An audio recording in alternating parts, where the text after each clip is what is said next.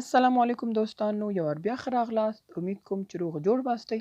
نننۍ زموږ موضوع چې ده هغه ده have او has. ډېره وړه موضوع ده خو روزمره ژوند کې ډېر زیاته کارېدونکې ده. نو راځئ چې بحث وکړو، ګټه ترې پورته کړو. We use have and has to show the position.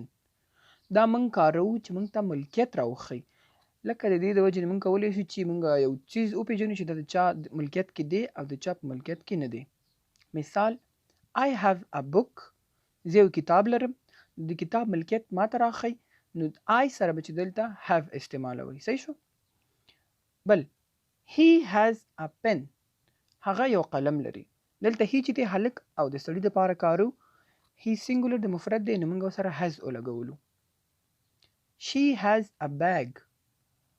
she چې دی موږ د جلۍ یا د ښځې دپاره کارو. she هم یو مفرد دی، نو هغې دپاره موږ چې دی has وکارولو. د she یا د he په ځای موږ د الک یا د جلۍ نوم هم ذکر کولی شو.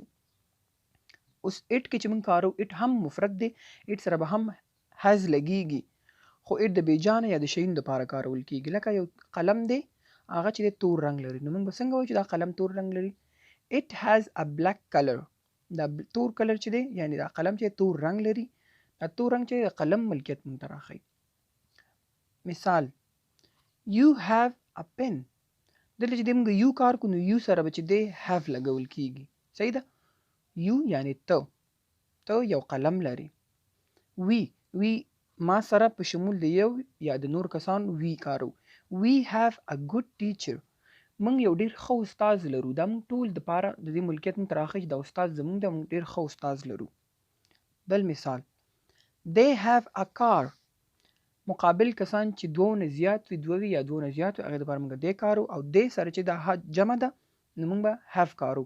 دا ویم جمع وه، نو موږ به دې سره have کارو. they have a car. دوی سره یا هغوی سره یو موټر دی. صحیح شو؟ امید کوم چې په دې به لږ ډېر پوه شوي چې have او has چېرته کارو. have چې دی د جمع سره کارو، او has چې دی د مفرد دپاره کارو، یعنی چې ځان ته.